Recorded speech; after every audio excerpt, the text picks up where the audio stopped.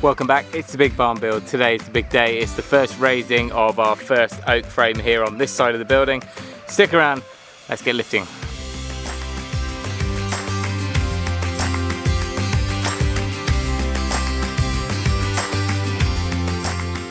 So in the last video, after saying that we were going to take it all apart, stack it in the shade, and then do it next week, we decided we're just going to push on and get it done. All the trim that needs to go in is kind of L trim, steel or aluminium L trims, which are getting made up. And we can slide them in really easily, and of course we can always lean it out by a couple of millimeters. We've allowed for that thickness. So we're just going to get all the preparation done with the battens around the windows and the reveals, and then we're going to start getting these posts in. So like I was saying about the trim, the idea being that once the post's on, we've got this 225 by 100mm trim being made up, just like a barge trim, and that's going to just sit in. There's going to be a piece of ply on the reveal. So we can do that after, we've allowed for that in the gap. Then also we've got to drill the bottom of the post, which is what Tom's doing now. So these are not necessarily bang in the middle, they're just to help it locate, because obviously gravity's doing the work, but once it's on we don't want it to move. So get that right. We've oversized it slightly. I think we're using an 18mm hole, these are 15mm bar. Yeah. That's the problem we had last time, isn't it? Yeah. Correct. Okay. It's the Highland Games this week.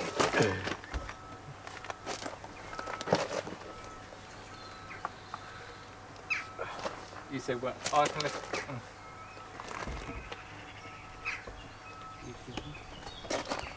Are you not going in there? Ah! What? Yep. Ah. What? We haven't plumbed that up yet, but I've just realised at the top we've got a 200mm beam to get above the tenons and then drop down. Question is, have we got enough space, especially in the middle where we've got that extra long tenon? I think that we've worked out there's a 100mm gap above the top of the beam. So no, we haven't. We haven't got enough space, Tom. Right, as we start bringing all the components around, I'll quickly explain the plan of action. We're going to use these are podgers. If you haven't seen them before, they're just stainless steel T-bars with tapered end. Because we've offset our holes in our mortise and tenon, we'll be able to pull these joints tight using these temporarily, and then when we're happy and we want to commit, then we can remove these and then we can knock in our oak pegs. So we're going to be using these. We'll also be leveling our posts up. We're going to use some temporary corner brackets just to secure things back to the battens that are already on the wall. Of course, once all the brickwork goes up and the stud work on top of the brickwork, that'll all be tied into this and it will all become one wall. But for now, we want to make sure it's anchored nice and neatly and safely back to the building.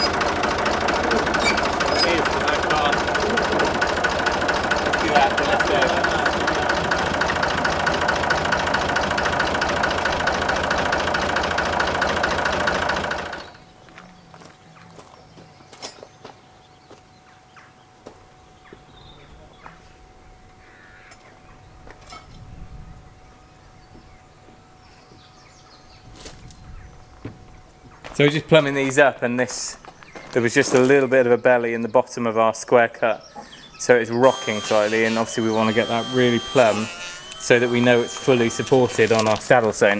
You can see now how nice and neat that is. Of course this might shrink a bit over time, but now we know that that's fully supported on here, because we don't really want to be putting any adhesive or mortar under there if we can help it. It's just fully breathable at the moment. There's no chance of it trapping moisture in there. So that's all good. We're just doing the same over here, just by taking off any high spots, and then it should sit plumb, because we know the saddle stones are good.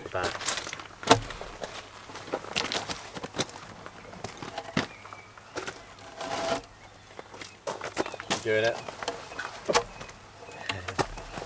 Why do we sand it?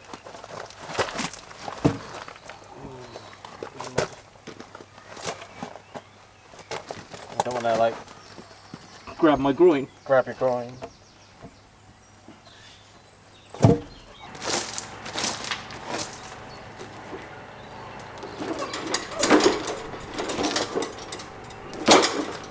Yeah.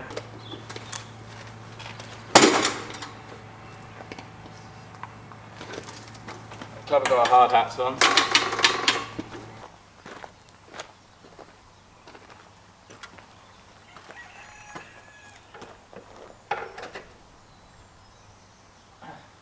So that should be okay to hold itself in now, shouldn't it, with a podger?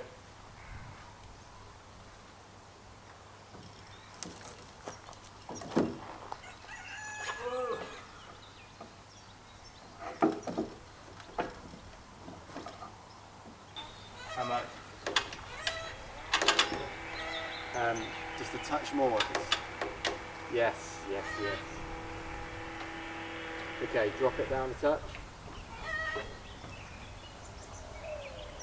Okay.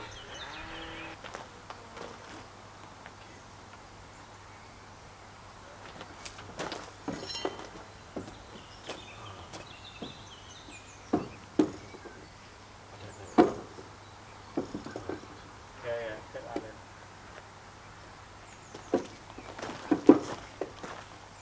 Satisfying knot. Yeah? Okay, yeah.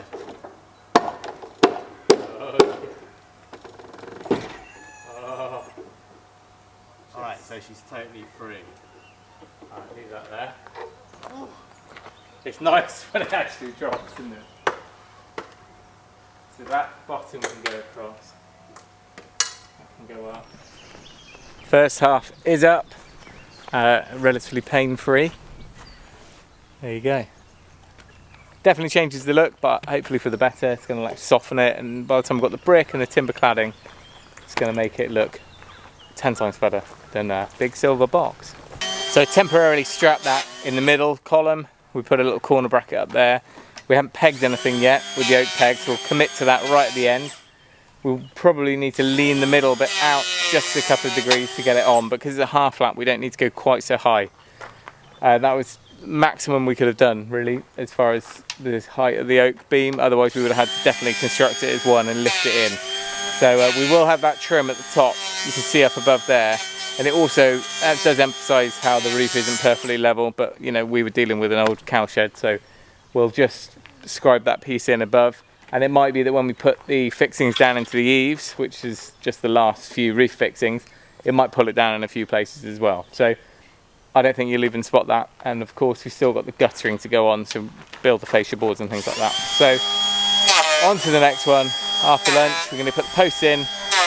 Genie on rough ground is not, I mean, you probably get a Genie lift with pneumatic tyres, but we'll get it all level. It's not going to slide around on this ground, and the ground is nice and compacted. It's just hard to move it around. So one more to go. Tractor worked well, so we'll bring that round and lift her up.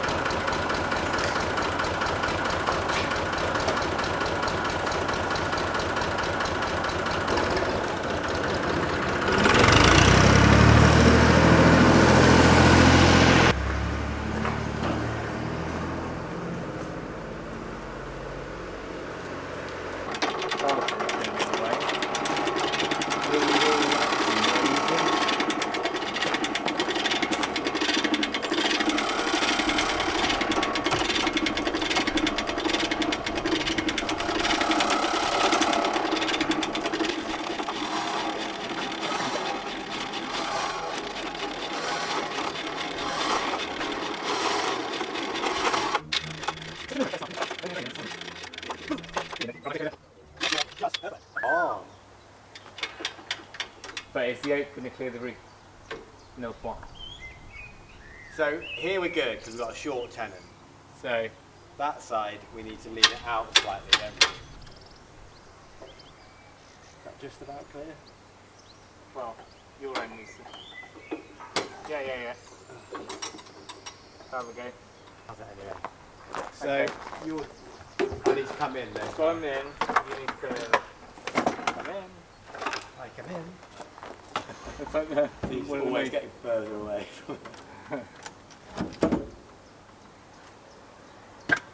Okay, so it's a shame. Let's go right up again. So do you want me to go up a touch? Yeah. Well, hang on. Yeah.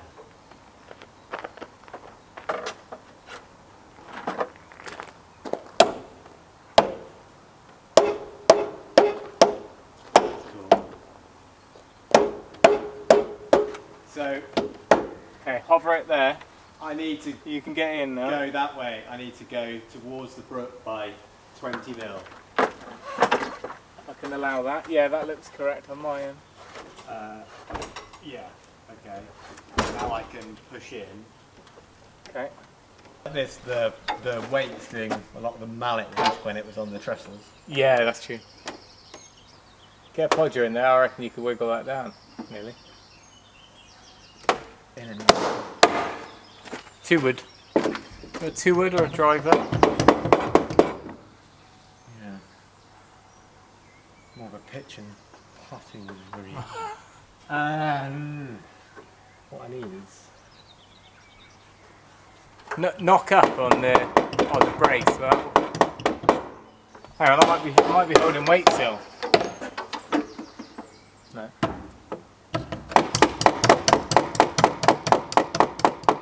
Oh, nice.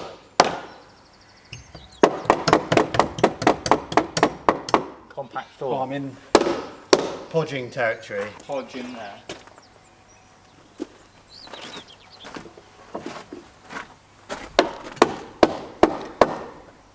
Even if you wiggle, yeah, will it pull it down? Not yet. No. Why is that then? Brace. The brace might need a knock around. We're just going to square things up to the wall now, and then we're going to start pegging. Now these are dry oak pegs that I've had from the timber frame project when we did the workshop. So I can't remember if I did these on a bandsaw or a plane, but I basically need to taper the ends of these down now. So rather than this type, which you can buy machined, they're like a tapered dowel. They're okay, but I think they look a little bit too perfect. We're going for sort of these octagonal rustic ones. So we're going to taper the last few inches, and then as we, well, like that, as we drive them in, it's going to go through the first hole. Then remember, we've offset by about 3mm on the tenon. So it's going to pick up on that hole, and as we drive through and it picks up on the back side of the mortise, it's going to pull that tenon up really tight and close up the gap even more than we can do by clamping things or ratchet straps. These are just so strong, stronger than steel, apparently. Is that right? Oak, yeah, I think it is. Tensile strength. Is oak stronger than steel? Something about spiders way up there, isn't there? Tensile, yeah. I don't know. Anyway, we're going to have a crack and get them in. Oh.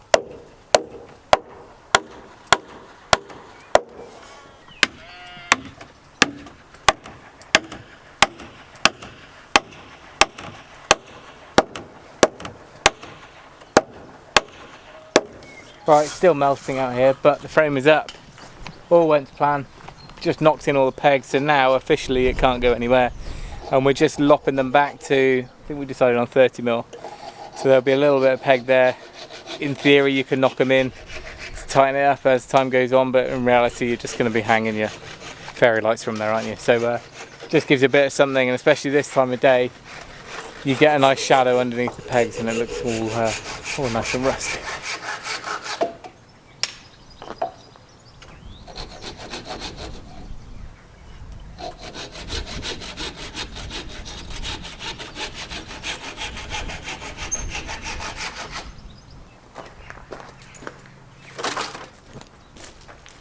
Well, there we go. That is oak frame number 1, put together, put up, and they're great warm-up packs ready for our big frame this coming week. So we're going to be framing the oak that sits around the whole front gable end and in double height as well. So it's going to be a little bit more technical and a lot more lifting, but we're getting there, and it's one step closer to getting everything in place ahead of our nice brickwork that will be going in as well.